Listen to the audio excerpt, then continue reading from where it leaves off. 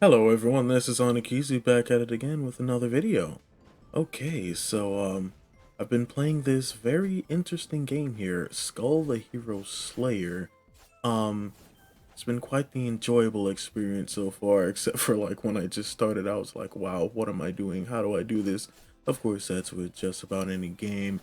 Um, so really the story with this game is you're a skeleton, you know, you're a skelly boy and you're trying to fight all these humans, the humans. It gives me that kind of weird Undertale vibe, even though it's like not.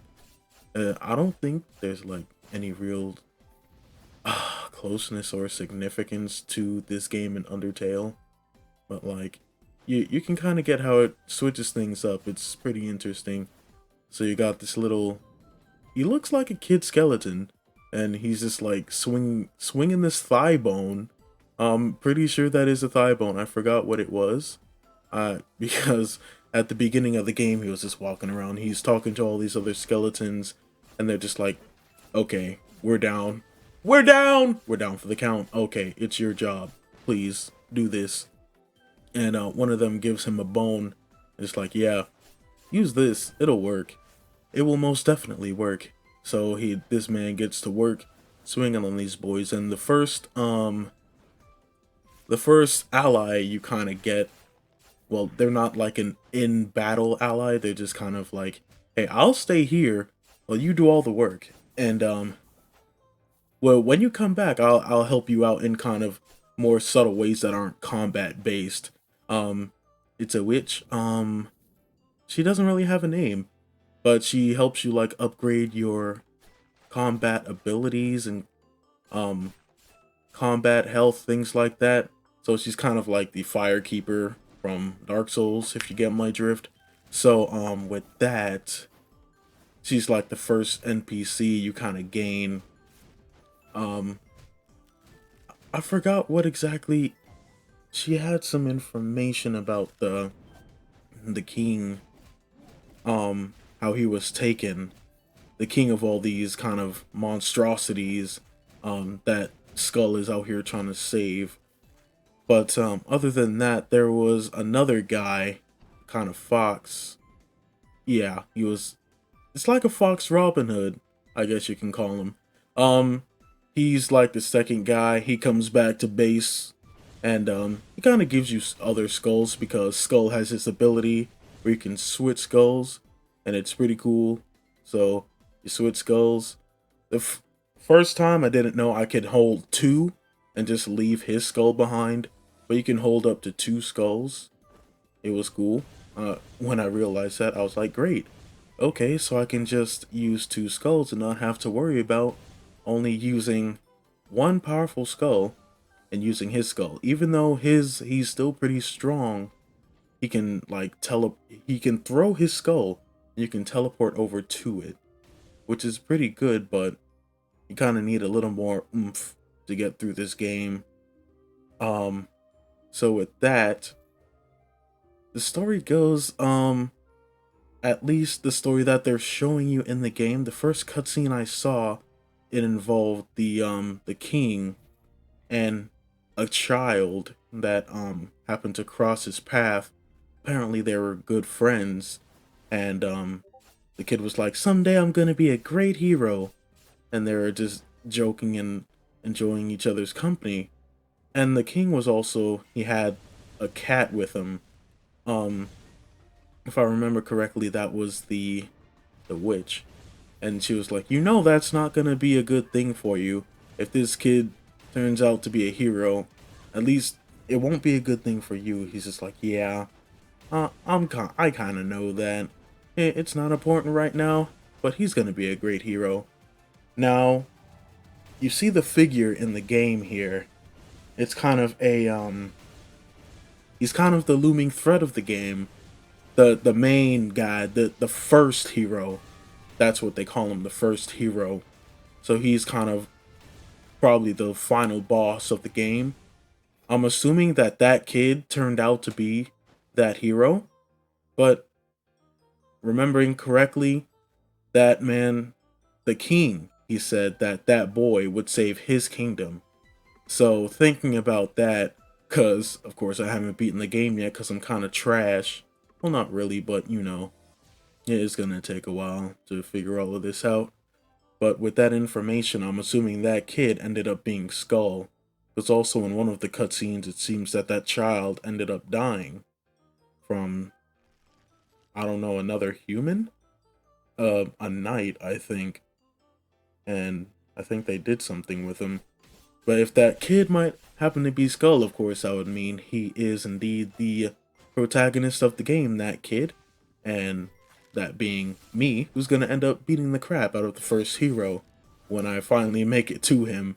So I'm gonna save these guys the best way I know I can. And that'll be by smacking up everybody with this thigh bone or spears and shields and tree stumps and giant change, because the different transformations in this game that I've seen, we have a kind of soldier, we got soldier types, we got a weird types, we got like a genie, we got entity, which is kind of like a tree.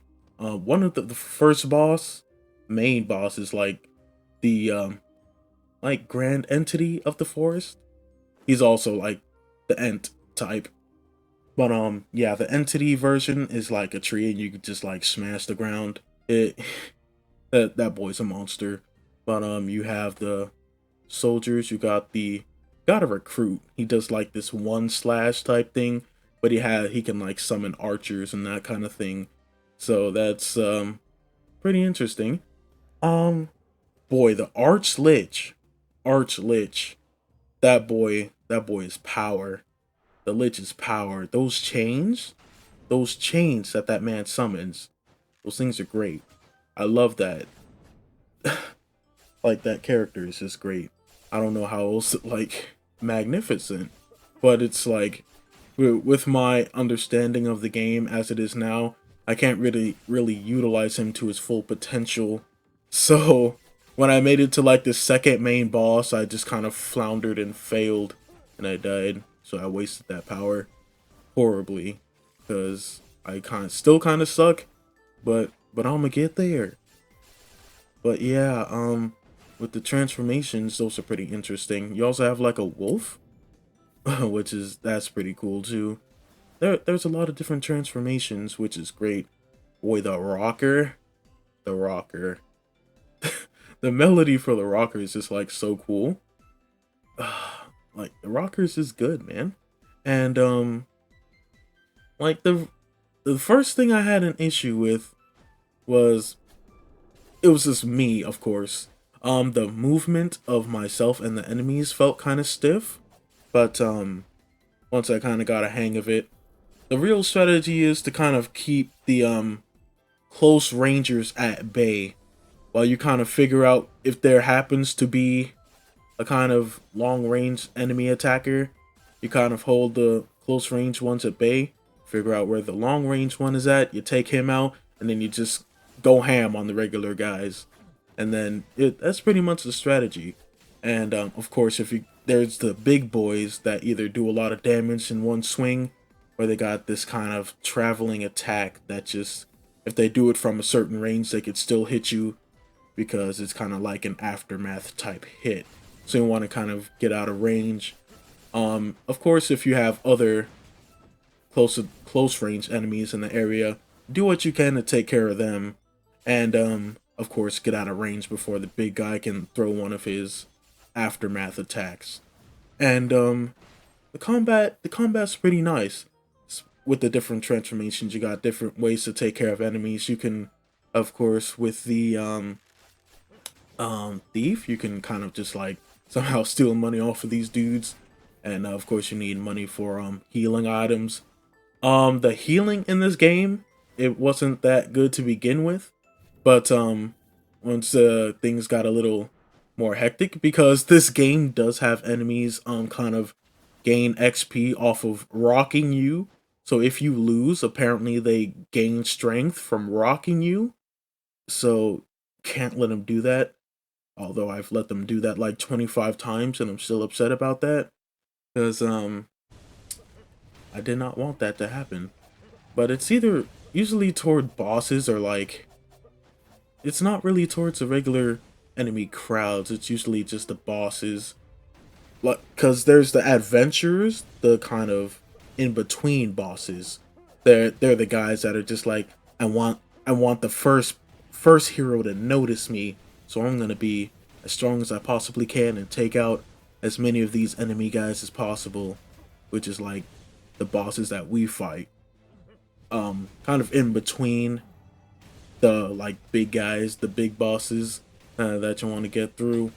So they kind of the names vary. If you like look up in the top right, you can see the name of the hero. The like you can tell like it's that thing where they're just like a whole bunch of different heroes that you fight off against, even though they have different archetypes that they come in, like archers, paladins, ninjas, and like your normal adventurer with sword.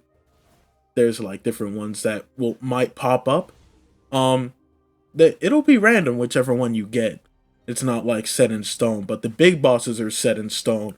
Even if you defeat them, even if you defeat them in one playthrough, you die, still have to go back and fight them, which of course, once you fight them a few times, you kind of know their strategies, so yeah.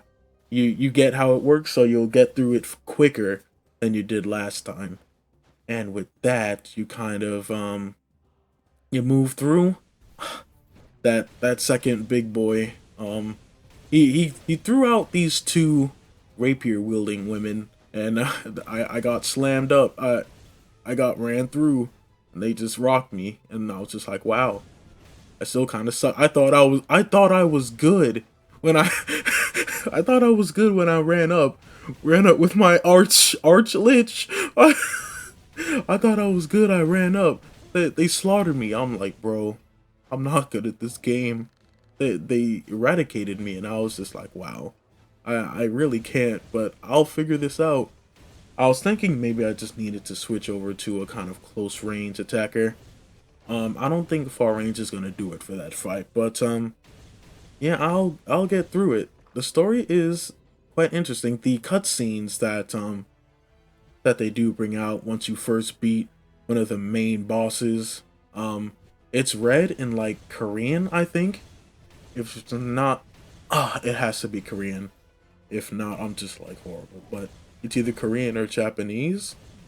Um, it's how do I say it? The cutscenes are kind of um they don't give you too much information. They give you, of course, just as much as you need.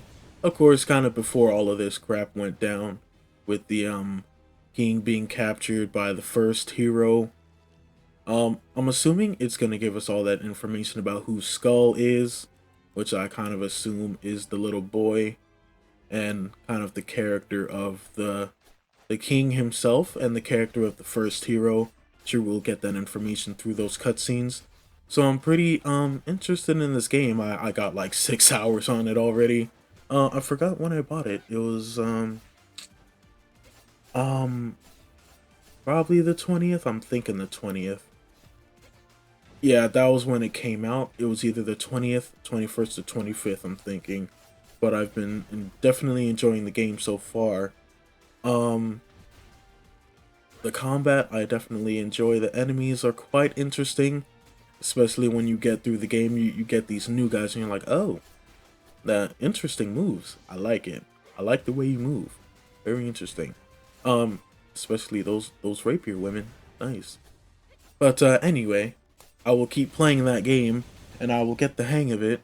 And I don't know if I'm gonna do like a playthrough of it, but the game is most definitely enjoyable. And when I do beat it, I will probably have a recording, and I'll probably do a small little edit of how I definitely whooped the first hero. Because at that point, I'll probably have died like over 100 times and finally understand the game and not be garbage. But yeah, thanks for watching the video, and I do hope you guys have a great rest of your day. Peace.